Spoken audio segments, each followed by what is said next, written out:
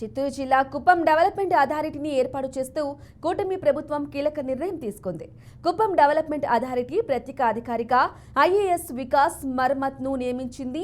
Nellore corporation development authority అధికారిగా ఉన్న వికాస్ను బదిలీ చేస్తూ ప్రభుత్వం ఉత్తర్వులు జారీ చేసింది. గత నెలలో కుప్పంలో పర్యటించిన AP CM Chandrababu Kuppam development authority ఏర్పాటు చేస్తామని చెప్పారు. ఈ నేపథ్యంలో కడను ఏర్పాటు చేస్తూ ప్రభుత్వం ఉత్తర్వులు జారీ చేసింది.